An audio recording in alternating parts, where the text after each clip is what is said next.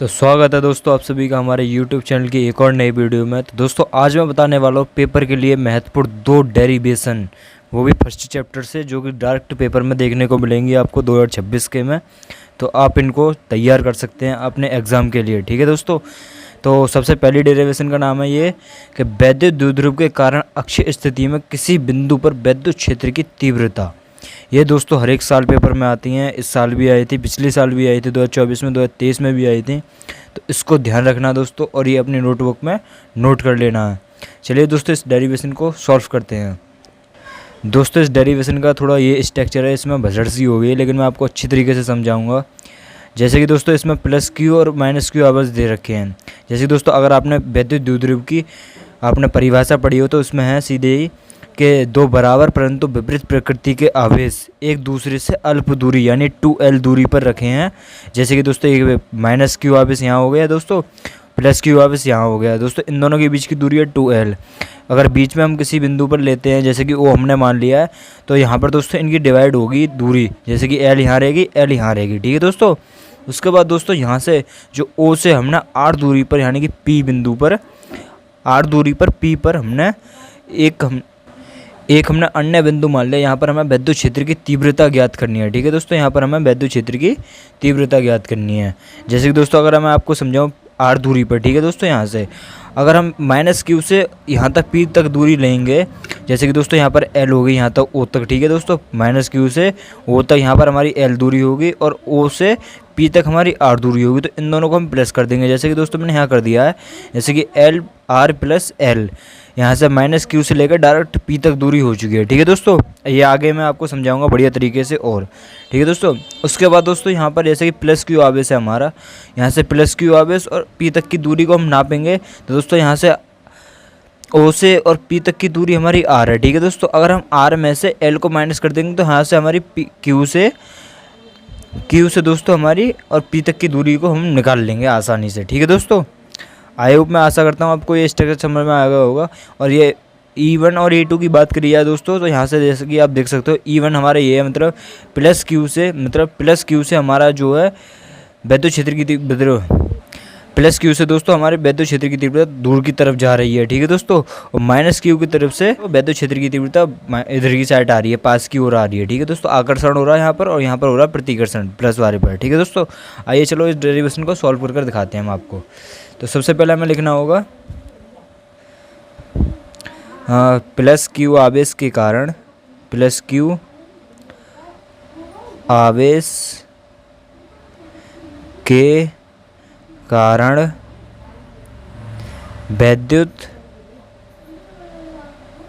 क्षेत्र की तीव्रता, ठीक है दोस्तों। राइटिंग में मत जाना, आप इस पर ध्यान रखना, मेरे जो बोल हैं उन पर, ठीक है दोस्तों। तो प्लस क्यू आवेश के कारण लेंगे, जैसे कि यहाँ से प्लस क्यू आवेश के कारण हमें वैद्युत क्षेत्र की तीव्रता लेनी है यहाँ से, ठीक है दोस्तों। तो सबसे पहले हम लिखेंगे, हमने लिख ली E1 equal to 1/4 pi epsilon naught, ठीक है दोस्तों। अरे इधर E1 equal to 1/4 pi epsilon naught, ठीक है दोस्तों। यहाँ से हमने अगर हम प्लस क्यू से ले रहे हैं तो यहाँ पर हम लेंगे, जैसे कि दोस्तों यहाँ हमने रख दिया,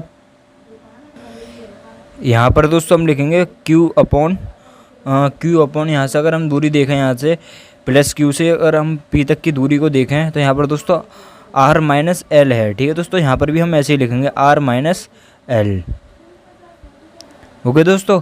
और इसका हम कर देंगे स्क्वायर, ये हमारा हो जाता है, ठीक है। पहली डेरिवेशन, ये समीकरण नंबर हमारी फर्स्ट बन जाती है, ठीक है दोस्तों। उसके बाद दोस्तों हम लिखेंगे दूसरी वाली जो हमारी है, माइनस क्यू आवेश के कारण, माइनस क्यू आवेश के कारण वैद्युत क्षेत्र की तीव्रता, वैद्युत क्षेत्र की तीव्रता। तो यहाँ पर हम लिखेंगे E2 equal to 1/4 pi epsilon naught, 1/4 pi epsilon naught. ऊपर लिखेंगे हम क्यू लिखेंगे। यहाँ पर हम माइनस क्यू नहीं लिखेंगे, क्योंकि जब हम विद्युत क्षेत्र की तीव्रता के बारे में बात करते हैं तो यहाँ पर माइनस क्यू और प्लस क्यू नहीं लिखते हैं, यहाँ पर ओनली क्यू लिखेंगे। तो Q upon R plus L और इसका लिख देंगे होल स्क्वायर। ठीक है दोस्तों, अब ये हमारा हो चुका है। अब हम लिखेंगे दोस्तों परिणामी, अब हम लिखेंगे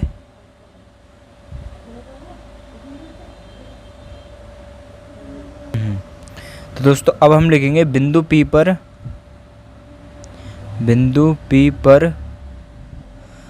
परिणामी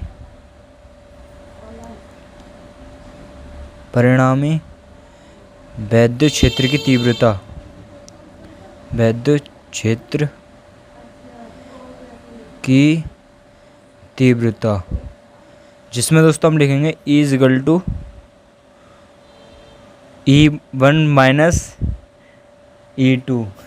तो ये दोस्तों यहाँ पर हमारी हो चुकी है बिंदु P पर परिणामी विद्युत क्षेत्र की तीव्रता इजगल टू, मतलब E is equal to E1 minus E2। जैसे कि दोस्तों हमें जो फाइनल अपना रिजल्ट निकालना है तो हम E1 जो ये इसमें से इसको माइनस कर देंगे E2 को। ठीक है दोस्तों, जो कि मैं आगे पेज पर करने के दिखा रहा हूँ। ठीक है दोस्तों, तो यहाँ दोस्तों हम लिखेंगे E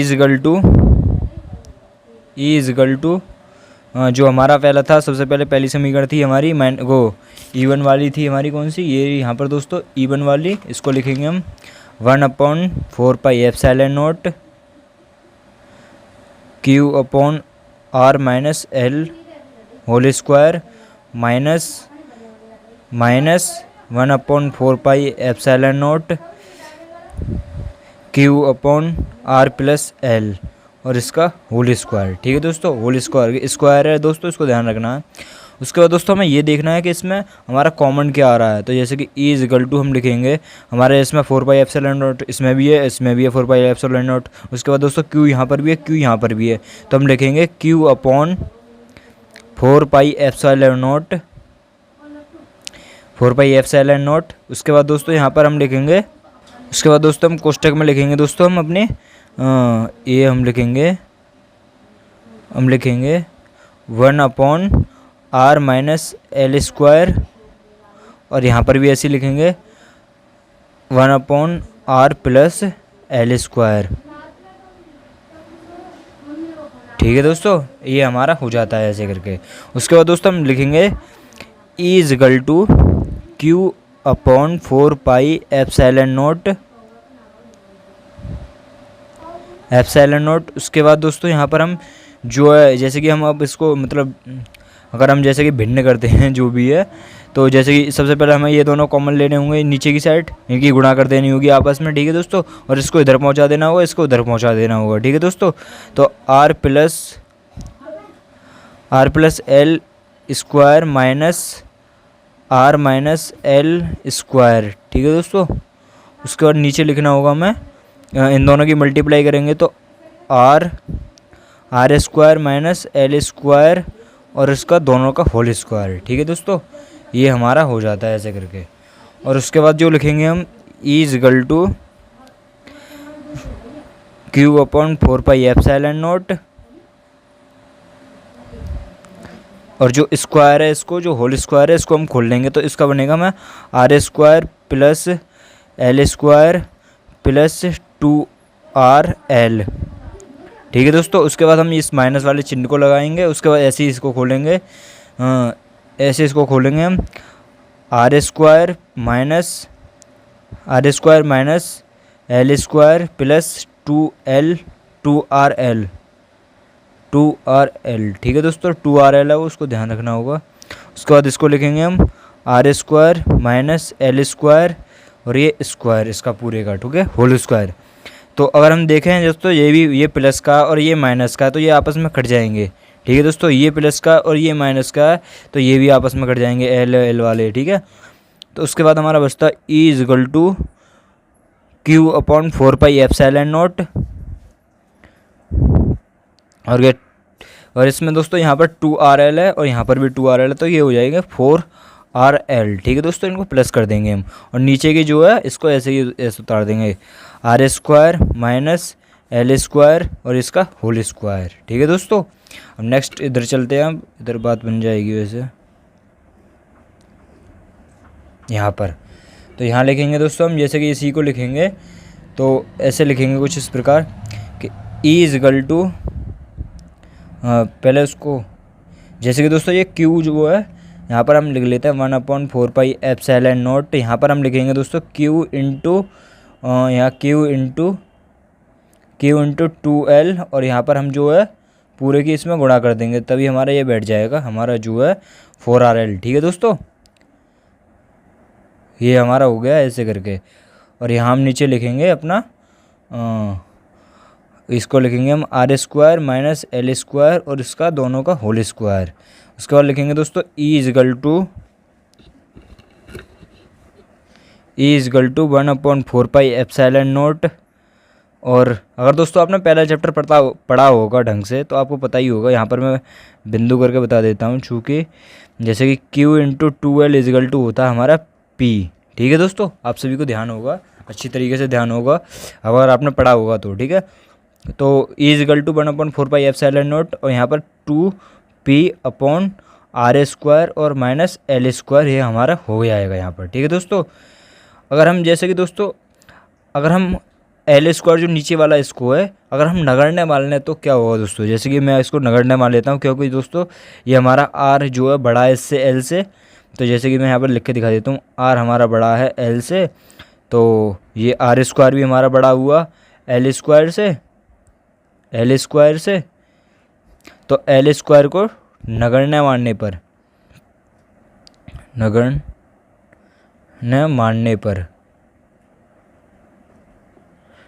पर ठीक है दोस्तों, तो हम यहाँ पर आके इसको लिखेंगे E इज इक्वल टू 1/4πε0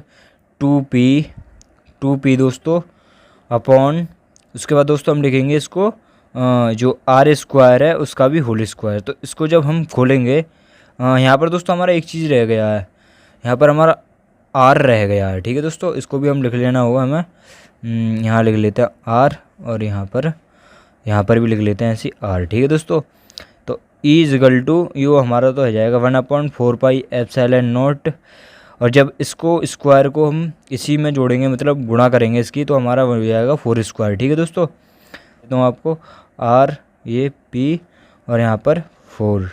ठीक है दोस्तों, जब हम एक R यहाँ पर 4 आ रहे हैं हमारे और यहाँ पर एक आ रहा है तो इसको हम उड़ा देते हैं यहाँ पर। ठीक है दोस्तों, तो ये हमारा कुछ इस प्रकार सूत्र आएगा 1/4πε0 और 2P/R3। जगह यहाँ दोस्तों हमारी कम बची है, लेकिन आपको अच्छी तरीके से समझ में आ गया होगा। जैसे कि जो इसका फाइनल रिजल्ट लेकर कर आया है वो लेकर के आया 1/4πε0 2P/R3। ठीक है दोस्तों, ये होगा आपका आंसर। और इसका मात्रक की बात करें तो न्यूटन कूलम।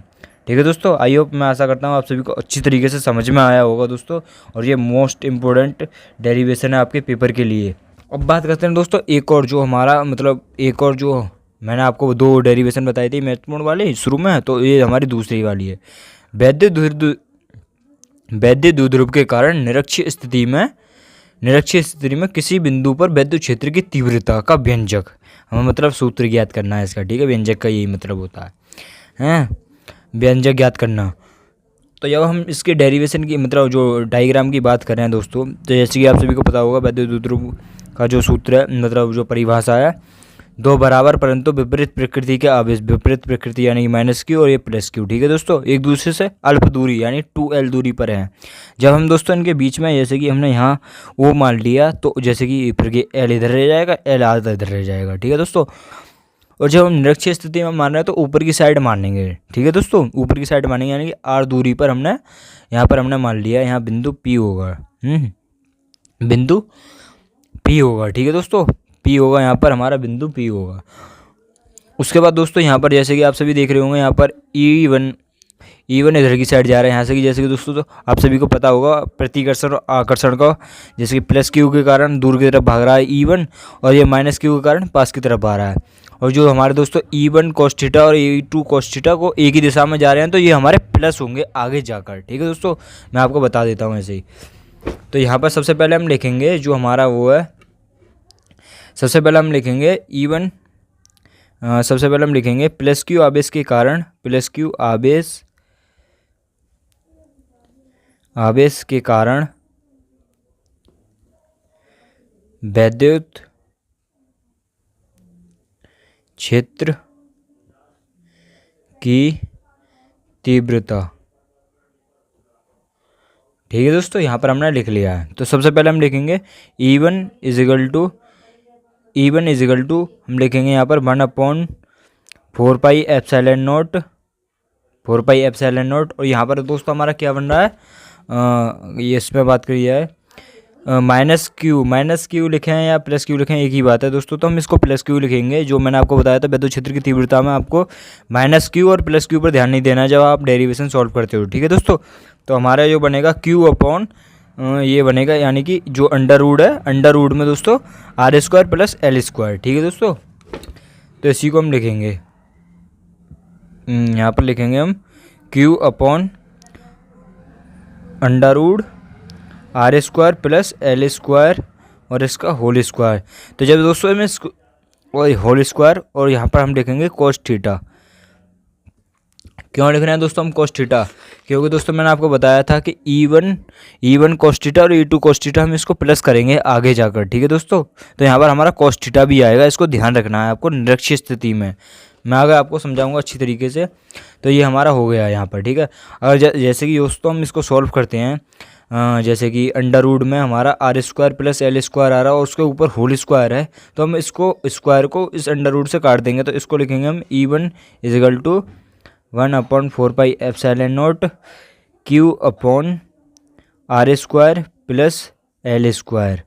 ये हमारा बस रह जाता है, इतना ही रहेगा। ठीक है दोस्तों, क्योंकि हमारा ये स्क्वायर से ये हमने अंडर रूट काट दिया है। और हम जब दोस्तों आपको सभी को पता ही होगा कि आपने वो साइन थीटा cos थीटा वाली टेबल पढ़ी हो, तो उसमें cos थीटा इजिकल टू क्या होता है, तो cos थीटा इजिकल टू आप सभी को पता ही होगा cos थीटा को दोस्तों अभी यहाँ पर cos थीटा ही रहने देते हैं, आगे सॉल्व करेंगे। ठीक है दोस्तों, जाकर ये हमारी होगी समीकरण नंबर 1। अब दूसरी लिखते हैं E2 equal to 1/4 pi epsilon naught Q upon R under root R² plus L²। चूँकि दोस्तों उसका भी यही था, अभी मैं आपको दिखाता हूँ R², उसके बाद होल स्क्वायर। ठीक है, उसके बाद दोस्तों cos थीटा। आपको मैं इधर दिखाता हूँ आपको E2 वाला। जैसे कि दोस्तों E2 cos थीटा वाला है, तो यहाँ पर भी आपको cos थीटा है, तो हमने वहाँ पर भी cos थीटा लिखा है।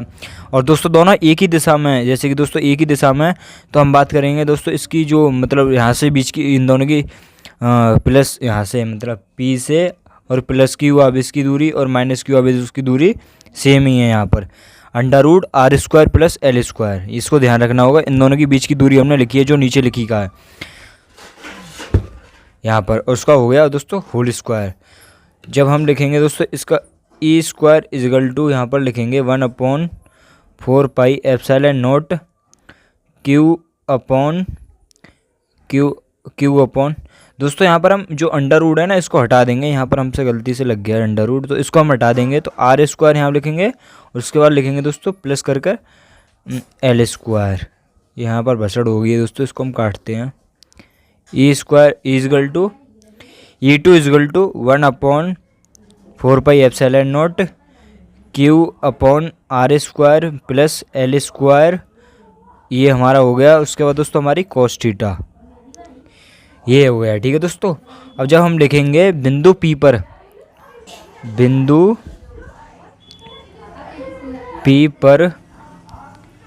परिणामी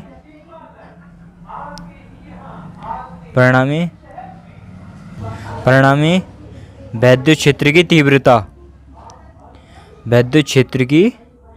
तीव्रता। मैंने दोस्तों आप सभी को बताया था कि ये वो दोनों प्लस होंगे विद्युत क्षेत्र की तीव्रता।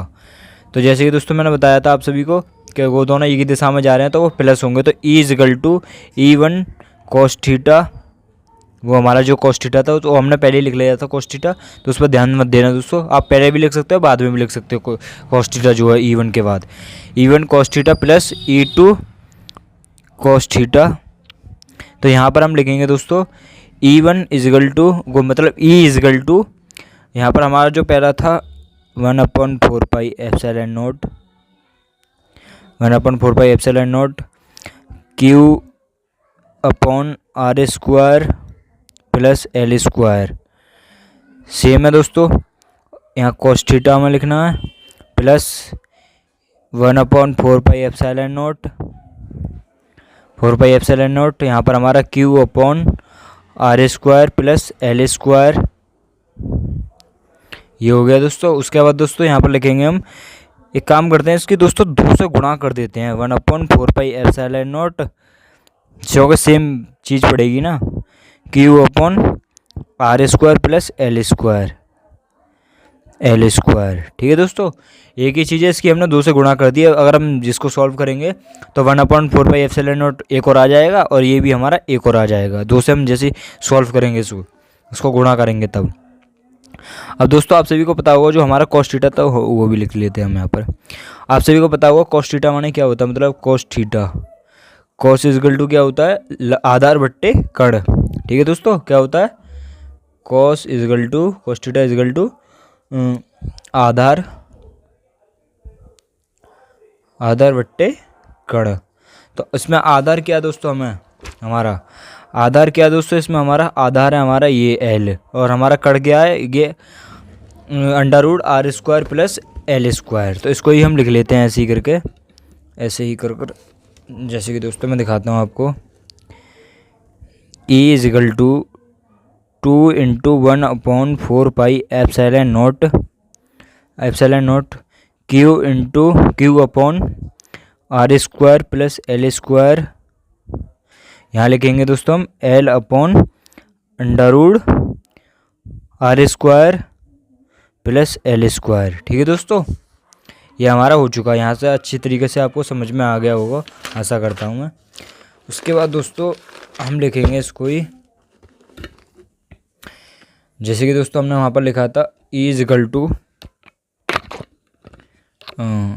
इजगल टू क्या आया था दोस्तों हमारा 2, जो 2 है हम इसको इधर पहुँचा देते हैं 1/4πε0, और यहाँ लिख देंगे हम 2 × मतलब Q × 2L अपॉन, जैसे कि दोस्तों हमारा यहाँ पर Q भी है, ठीक है दोस्तों, यहाँ पर Q भी है और हमारा L भी है। तो हम 2 की गुणा इधर की साइड ले आते हैं, 2 को मतलब 2 को इधर ले आते हैं तो 2L कर देंगे, ठीक है दोस्तों।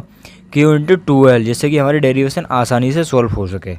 और जो हमारा अंडर रूट था, मतलब जो हमारा जो था r², जैसे कि दोस्तों r² प्लस एल स्क्वायर, और उसके बाद दोस्तों अंडर रूट में ये था हमारा जो r² प्लस एल स्क्वायर जो था, इसको हम लिखेंगे ऐसे कर r² plus L square, under root का अंडर रूट जो दोस्तों इसको कुछ इस प्रकार लिख देते हैं 3/2, ठीक है दोस्तों। आप सभी को अच्छी तरीके से समझ में आ रहा होगा। अंडर रूट को कुछ इस प्रकार ही हम सॉल्व करते हैं, क्योंकि हमारा को 1.5 रह जाता है ना, तो ऐसे ही बनाते हैं उसको, ठीक है। आई होप, मैं आशा करता हूँ आप सभी को अच्छी तरीके से समझ में आ रहा होगा। तो दोस्तों आप सभी को पता ही होगा, मैं पिछली बार मैं डेरिवेशन में बता के आया था, वैद्युत द्विध्रुव आघूर्ण P इजगल टू हमारा होता है Q × 2L। तो ये हमें ध्यान रखना होगा दोस्तों।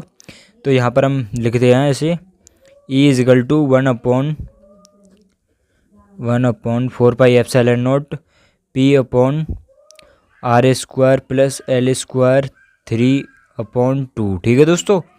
उसके बाद दोस्तों हम इसको लिखते हैं, जैसे कि हमारा r² हमारा बड़ा है L² से, मतलब r हमारा बड़ा है L से, तो r² भी हमारा L² से बड़ा होगा। तो इसको हम कुछ इस प्रकार लिख लेते हैं यहाँ पर L, मतलब r हमारा बड़ा है L से, ठीक है दोस्तों, और r² भी हमारा होगा बड़ा L² से, ठीक है दोस्तों। तो हम L² को मान लेते हैं नगण्य, ठीक है दोस्तों।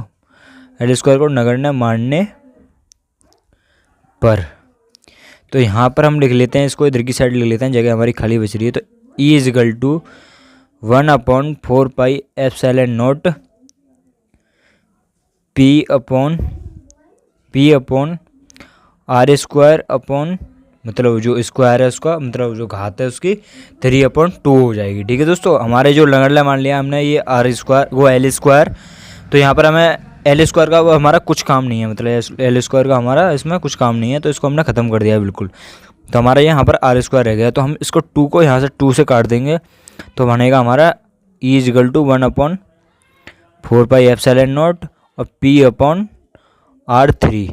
ये हमारा फाइनल रिजल्ट लेकर के आ चुका है, और जो इसका मात्रक होगा न्यूटन कूलम होगा, ठीक है दोस्तों।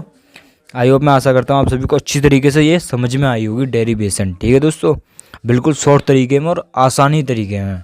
ये दोस्तों आपकी पेपर के लिए बहुत इंपॉर्टेंट डेरिवेशन है और ये काफ़ी बढ़िया डेरिवेशन है, आपके लिए सरल भी हैं जैसे कि मैंने आपको समझाई हैं। तो आप इनको तैयार कर लीजिए पेपर के लिए। ठीक है दोस्तों।